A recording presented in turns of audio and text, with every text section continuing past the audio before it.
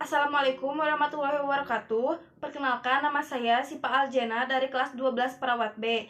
Nah, di sini saya akan menjelaskan tentang perbedaan cacar air dan cacar api, sekaligus materi tentang cacar air dan cacar api untuk memenuhi tugas ilmu penyakit. Baik, saya mulai saja dengan materi cacar air. Pertama, ada pengertian dari cacar air. Cacar air atau varicella merupakan penyakit yang disebabkan oleh virus varicella zoster. Penyakit ini seringkali menimbulkan gejala ruam, lepuh, dan gatal pada seluruh anggota tubuh, disertai gejala demam dan rasa tidak enak badan. Penyakit ini seringkali terjadi pada anak maupun dewasa. Gejala cacar air, terdapat beberapa gejala yang ditimbulkan oleh cacar air, yaitu 1. Demam, 2. Rasa mual dan tubuh terasa tidak segar, 3. Tidak nafsu makan, 4. Sakit kepala, 5. Kelelahan, dan 6. Rasa nyeri atau sakit pada otot. Nah, pengidap cacar air biasanya menjalani 3 tahap perubahan pada ruam, yaitu yang pertama ada ruam menjadi bentol-bentol kecil dan gatal. Yang kedua ada bentol tersebut akan terisi cairan dan terasa gatal. Yang ketiga, bintil akan mengering dan menjadi koreng yang mengelupas. Selanjutnya ada pengobatan cacar air. Umumnya, pengidap akan diberikan obat penurun demam agar demam yang dialaminya sembuh. Pemakaian bedak kelamin dan lotion juga digunakan untuk mengurangi rasa gatal pada kulit. Nah, selanjutnya ada pencegahan cacar air. Cacar air dapat dicegah dengan proses vaksinasi. Vaksinasi cacar air merupakan langkah preventif agar cacar air dan komplikasinya bisa dicegah secara efektif.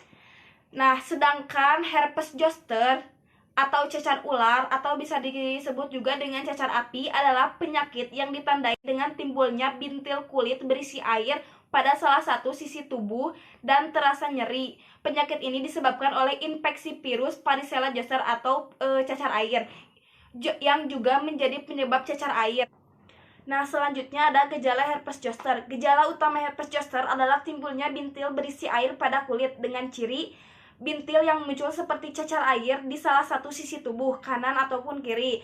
Bintil tersebut hanya setempat, jaringan sekitar bintil menjadi bengkak, bintil akan berkembang menjadi luka lepuh akan pecah dan menjadi luka berkerak, lalu menghilang secara perlahan. Bintil yang timbul di area mata dapat mengganggu penglihatan. Nah, selain bintil dan nyeri, gejala lain yang dirasakan oleh penderita herpes zoster adalah demam, sakit kepala, lemas, silau terhadap cahaya. Selanjutnya ada penyebab dan faktor resiko herpes zoster. Herpes zoster disebabkan oleh virus varicella zoster, yakni virus yang juga menyebabkan cacar air. Penderita herpes zoster adalah mereka yang sebelumnya pernah mengalami cacar air.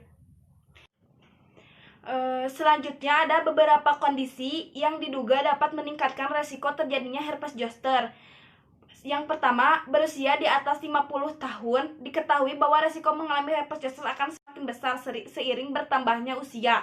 Yang kedua, memiliki kekebalan tubuh yang lemah, misalnya karena menderita AIDS. Nah, selanjutnya ada diagnosis dan pengobatan herpes zoster.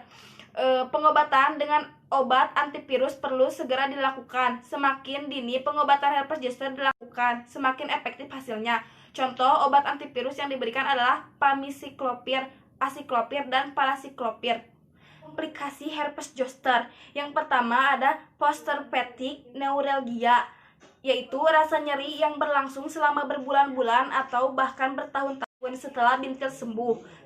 Yang kedua ada kebutaan. Jika muncul ini di sekitar mata, herpes zoster dapat mengakibatkan peradangan pada saraf mata dan berkembang menjadi kebutaan. Yang ketiga ada otot yang melemah. Peradangan pada saraf otot dapat menurunkan kekuatan otot tersebut. Yang keempat adalah infeksi bakteri. Kondisi ini dapat terjadi jika bakteri masuk ke luka lepuh dan sudah pecah. Ada pencegahan herpes zoster. Cara untuk mengurangi resiko timbulnya herpes zoster adalah pemberian vaksinasi. Vaksinasi disarankan bagi orang yang berusia di atas 50 tahun. Vaksin juga dapat diberikan pada orang yang pernah menderita herpes zoster untuk mencegah kekambuhan. Saya akan menjelaskan tentang perbedaan cacar air dan cacar api. Meskipun cacar api dan cacar air disebabkan oleh virus yang sama, perbedaan kemunculan kedua penyakit adalah cacar api dialami oleh orang yang pernah terjangkit cacar air. Selanjutnya, jika ruam berbentuk bintik merah pada gejala cacar air dan berubah menjadi lenting yang menimbulkan rasa gatal, sedangkan pada cacar api lenting tersebut tidak sekedar menimbulkan rasa gatal tetapi juga perih. Ruam pada cacar air biasanya bisa dengan cepat berubah mengering. Waktu penyembuhannya hanya berkisar 1 minggu, ditandai dengan keropeng cacar air yang mengelupas atau meninggalkan bekas cacar air. Perbedaan cacar air dan cacar api juga diperlihatkan melalui penyebaran ruam pada tubuh. Ruam cacar air mulanya ditemukan di bagian tengah tubuh seperti wajah dan badan bagian depan.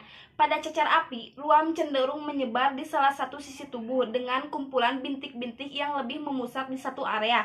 Namun, secara bertahap, ruam juga bisa muncul pada wajah dan kulit kepala.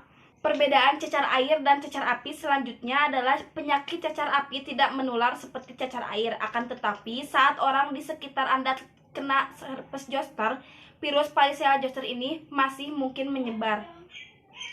Jika ruam berbentuk bintik merah, pada gejala cacar air akan berubah menjadi lenting yang menimbulkan rasa gatal. Sedangkan pada cacar api, lenting tersebut tidak sekedar menimbulkan rasa gatal, tapi juga rasa perih. Ruam pada cacar air biasanya bisa dengan cepat berubah mengering. Waktu penyembuhannya hanya berkisar 1 minggu, ditandai dengan keropeng cacar air yang mengelupas atau meninggalkan bekas cacar.